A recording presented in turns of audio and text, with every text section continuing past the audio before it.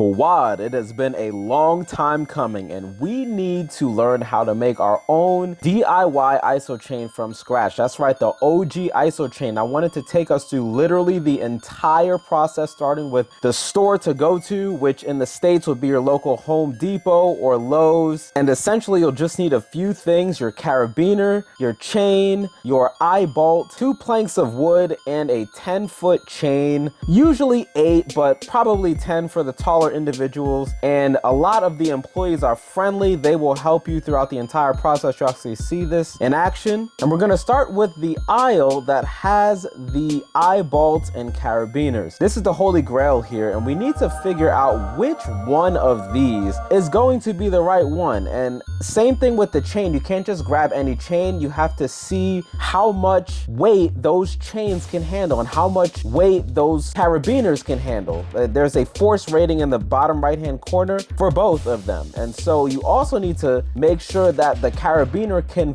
fit inside the chain. You will see shortly that I chose a pre-packaged 10-foot chain, which just works so much better. But you can see that these things are rated. And so usually you'll be good with anything that's at least 500. I grabbed a lower rating because this was just for demonstration purposes only. I have a DIY isochain at the house already, so chances are the one I'm going to build here is just going to be for extra parts. The eyebolt is very important. The eyebolt that you get is usually going to look like this one here, the lag screw eye. Don't get that one there, the eyebolt. Get the lag screw eye, the one where it's a pointy tip at the bottom, and then that way you can screw it in. Then if you see that little bolt on the other one that's flat, if you want to have some security on the bottom, you can go ahead and pick that up by itself. Then the chains here, you want it to be thick. You can make all the jokes you want, but just make sure that those chains can handle enough force, because if you start to get really strong with these, you will break the chain. So I recommend getting the 800-pound chain. If you're a little older and you're just getting into this, probably the 400 to 500-pound rating are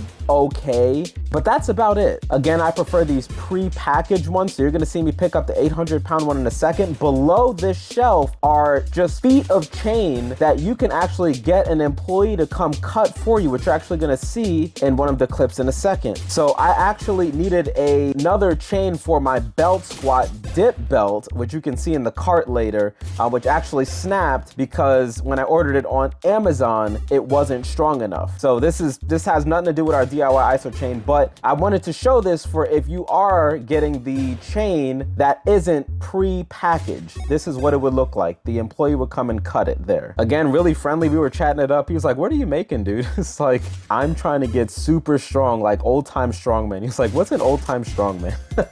So I was like, "Here, watch our video." So now, speaking of old time strongman, let's get into these bars. Now you're gonna notice quite a few different bars here. You're gonna have rebar, which I definitely don't recommend. Those will tear your hands up. So I get this nice smooth bar here. It's usually gonna be about like $8 or $9. It's pretty wide. I think it's about as wide as you need to get, which is pretty cool because unlike with our Dragon Door iso chain and isometrics bar, you can actually do a wide, super wide grip for any type of pulling or pushing with the shoulder press or bent over row, where we can really work that lat or just work a wider angle for whatever purpose you would need. See, clearly like these here are just too small. That bar, the video doesn't do it justice. It's even smaller than the iso chain bar. So that one right there, the $9 one in this video, is pretty good. It's, I would say, about like maybe 3 or 4 feet long, if I had to guess. But when you go to shop, you can measure it yourself. Don't get those over there. They will ruin your hands. I don't recommend it unless you want to just flex on your friends and show them that you can bend that while destroying your hands and you're a strong man. Next portion is to get the planks of wood. What are these planks of wood for? They are for your standing platform, and there are multiple different options. There are these super long flat ones, which I don't recommend. I actually recommend to get 2 really short pieces of wood that you're gonna see me pick up after this clip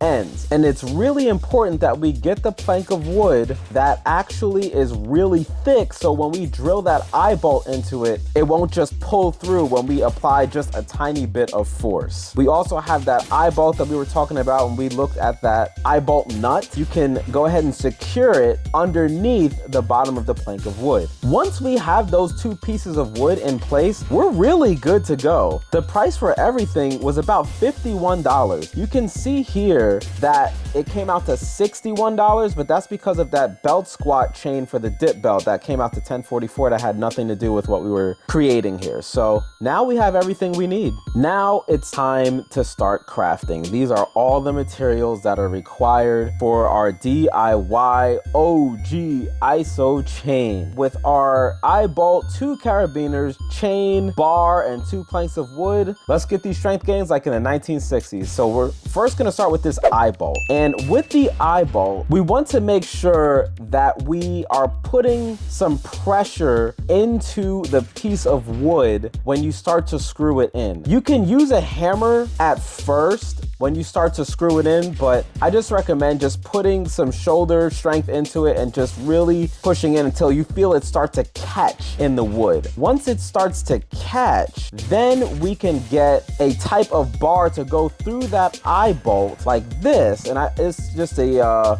bar I use when I work on my motorcycle, so I just picked that, but it can be anything as long as it's sturdy. Probably, maybe a pen will work also, maybe. But I recommend getting something a little sturdier, and you just start to twist. And as you start to twist, it's gonna start to go through that bar, and that's why I recommended that we get a thick piece of wood for this. Those thinner pieces you saw in the previous clips, it's just not gonna hold up as well. So as you start to come through the piece of wood, if you want to put that little bolt underneath the piece of wood to secure it, that's fine. If you don't want it underneath, then leave it alone, and you can just have the eyebolt like I have it here. After that part, it's time to get the carabiners and chain into play. We're pretty much at the home stretch here. You want to get that first carabiner and go ahead and snap it in between the eye hooks. So now that's it right there. Now you just want to grab the chain. Now I actually made a mistake measuring, so you're gonna see me get this chain out and it's not going to fit in the carabiner. Now luckily I have the carabiners from the ISO chain, so I went and grabbed that to be able to put that through the chain. So you're gonna see that in a second. It's gonna kind of clip and edit out. If you're looking for the exact carabiner, I have the link in our Amazon store. It's in our description box of every video that we have, so that way you don't have to figure it out. If you want to just go and order it on Amazon, that is totally fine. Once you're set, go ahead and clip that carabiner into the very last chain link on your chain. And then from here, you just go ahead and grab the other carabiner and put it on whatever chain link you want. And once you have it set, it's time to go ahead and slide the bar in. And when you slide it in, you're done. That is the ISO chain. This is how it used to be back in the 1960s. Now they were a little bit more, Joe Weider like packaged everything, you know, he was a salesman, and you know, so everything was kind of packaged well. This is kind of like your stereotypical DIY guy setup here. But for $51, not bad. You're gonna get all the strength gains. Obviously, you're not gonna get the strength readout like as with the ISO chain and IsoMax bar, but you are going to be able to progress with just time under tension, which is great. And I wanted to give this a test, especially that eyebolt. So usually I'm pulling around 165, 170, 175 pounds of force. That did not budge the eyebolt whatsoever. I make a joke about looking at the reading, but there is none. But that's it. That's all we need. And if you'd like to learn more about isometrics with our frequently asked questions video, then here's a link right here, and we'll see you there. Hope you enjoyed.